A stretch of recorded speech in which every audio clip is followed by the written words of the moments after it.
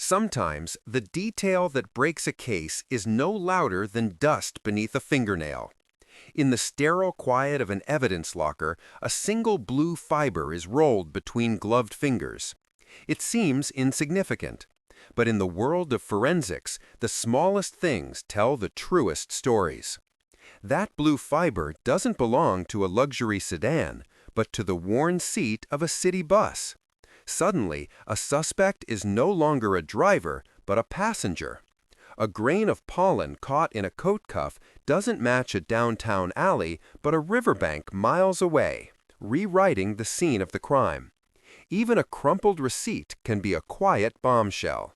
Its printed timestamp shifts an alibi forward by critical minutes, while the faint glare on a staged photograph proves a crime happened in the late afternoon, not at night. These details, nearly invisible on their own, combine to dismantle a carefully constructed lie. Our modern world is a constant witness. Smartphones record our locations, doorbells capture stray audio, and laboratories can now lift a full DNA profile from a seemingly clean doorknob. When this digital footprint is crossed with weather patterns or the life cycle of an insect, a vague window of time can shrink to a single hour. A faint scratch on a door hinge matching a rare type of screwdriver can narrow a city of suspects down to a short list. The more our lives are recorded, the more weight these tiny artifacts carry. But evidence is not always physical. In a basement newsroom, a producer rewinds an old cassette. The suspect's voice is steady, but then a pause. 5 heartbeats of dead air before a careful correction. No headline ever mentioned that hesitation, but on the tape it speaks volumes. It is a crack in the performance, a moment of unguarded truth. Human memory is far more fragile. A neighbor remembers a car leaving late at night. But after news reports and police sirens, late night hardens into a more certain past midnight.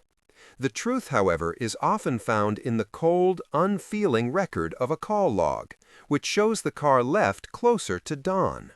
Memory is not a recording. It is a story we tell ourselves, easily reshaped by fear and repetition. This story can be further distorted by translation. In a tense interview, a phrase like, "I pushed him away," can become simply, "I pushed him," losing its defensive context and gaining a new aggressive meaning. This is why we must go back. Back to the original transcripts, the raw footage, the unedited logs. Here we find the hesitations, the offhand remarks, and the subtle corrections that realign motive and opportunity. We must label who said what and when and separate hard evidence from confident theory. We have to listen for the silence between the words. Because when we focus on what was almost said or what was left behind by accident, the entire case looks different.